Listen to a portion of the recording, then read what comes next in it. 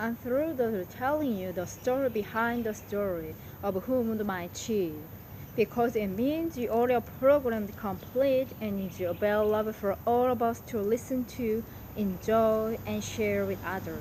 This is something I want to happen ever since I first experienced Johnson's terribly cheese story years ago after we wrote on the book to want mini manager together. I remember thinking then how good the story and how helpful it would be to be from that moment on.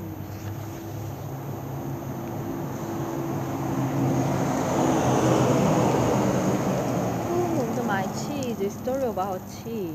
Change takes place in the main, where four amusing characters look for cheese. Cheese being a metaphor for what was once to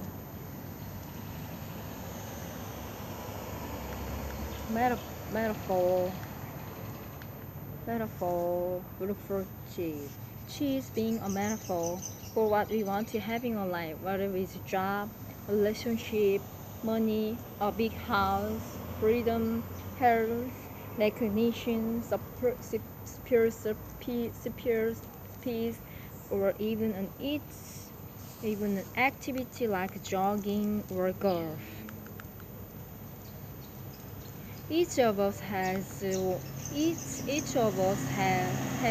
idea of what cheese is, and we pursue it because we believe it makes it happy. If you get it, you often become attached to it. If you lose it or it's taken away, it can be traumatic. The maze in the story represents where we spend time looking for what we want. It can be the organization you work in, the community you live in, or the relationships you have in your life. I tell the cheese story. What you're about to listen to my talks around the world. And after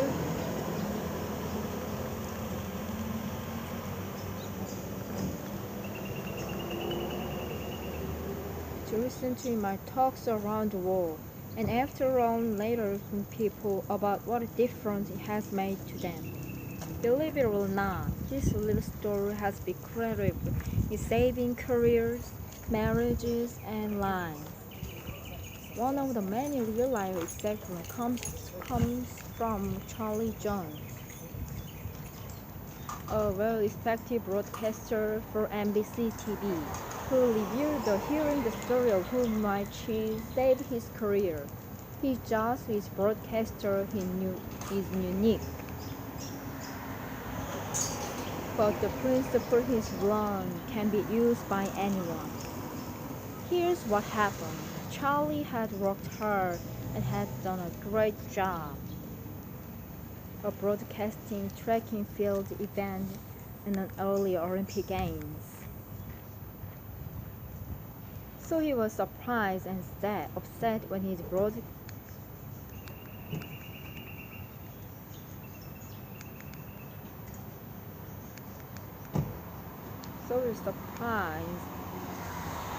he was surprised and upset when his boss told him he'd been moved from the showcase event for the next Olympics and assigned to swimming and diving. Not knowing this sport as well, he was frustrated. He felt unappreciated and became angry. He said he felt it wasn't fair. His anger began to affect everything he did. Then he heard the story of Who Moved My Cheese. After that, he left himself.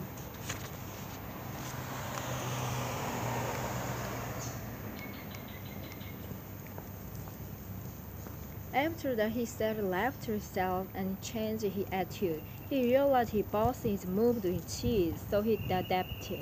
He learned to new children and he will just move his cheese, so he adapted. He learned to run sports and in process found that doing something new made him feel young. It wasn't long before he was to recognize his attitudes and energy, and he soon got better assignments. He went on to enjoy more success than ever, and was later inducted into Football Hall of Fame broadcast alley. That's one of many real life stories I've heard about the impact this story has had on people from their work life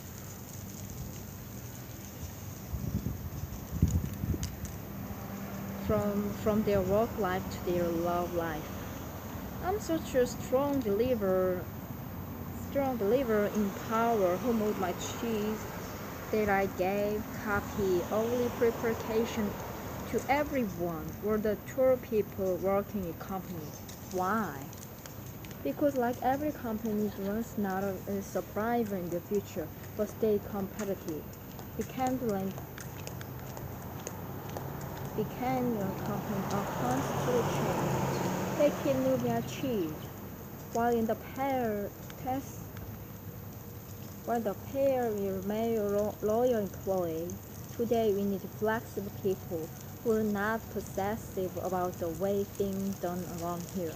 And yes, living in constant wage here, it changes all the time. Work and life can be stressful. Unless people have way looking for change, they have some understand. Enter Chi's story. When I told people about the story and then gave them a copy, you could all feel a list of negative energy beginning to come. Person after person from every department. Another day they thanked me. They told me how helpful who moved out it went to them already and soon the change going on in the company in different lives. Believe me, this brief parable takes a little time to listen to, but its impact can be profound. As you listen, you'll hear 3 sections in this program. In the first gathering, former classmates talk to class union about trying to deal with change happening in their lives. The second section is the story of human rights, the core of this program. In the third section is discussion. People discuss what this story meant to them and how they are going to use it, their work and their lives. Some listeners to the program prefer starting the end of the story without listening further and interpret the meaning to herself. Others enjoy listening to the discussion follow because stimulate the big thinking about how they might apply what they learned to the learned situation. In any case, I hope each time you listen to Whom I Choose, you'll find something new or useful in it, as I do, and that it will help you deal with change and bring you success. Whatever you decide success is for you. I hope you enjoy what you discover, and I wish you well. Remember, move with the chi.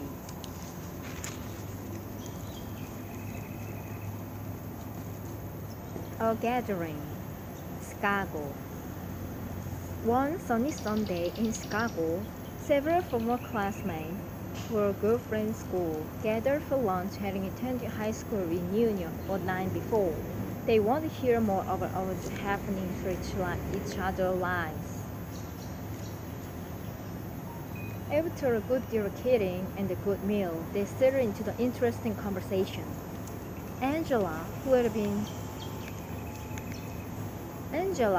had been one of the most popular people in the class, said, "Life sure turned out differently than I thought it would at your school. A lot has changed." "It certainly has," Nathan echoed. They knew he'd gone in the family and offering pretty much the same. The land have been upright pretty much the same in bound local community for as long as they could remember. So they were surprised when he seemed concerned. He asked, "But have you noticed how we don't want to change when things change?" Carol said, I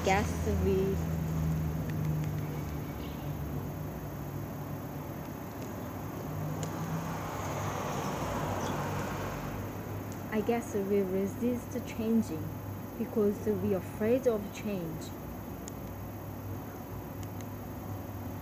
Carlos, you're captain of the football team, Jessica said. She spoke more to the new staff since I started. I never thought I heard you say anything about being afraid.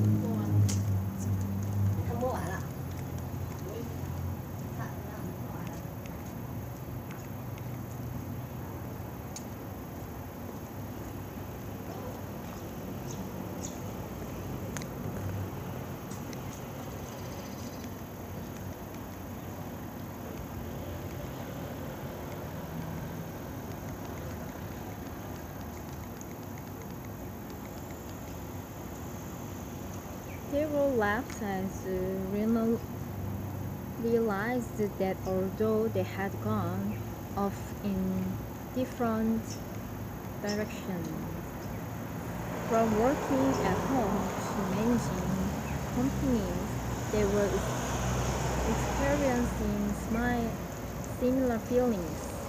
Everyone was trying to copy with the unexpected changes that were happening to them in recent years. And most admit that they did not knowing a good way to handle them. Then Michelle said, "I used to be afraid of change. When a big chance comes along in our business, we didn't know what to do, so we didn't do anything differently and we almost lost it. That's it," he continued, "until I heard a funny little story that changed everything." "How so?" Nathan asked. "Well, the story altered the way I looked at changing, and after that things quickly improved for me at work in my life. Then I passed the story on to some people in our company, and they passed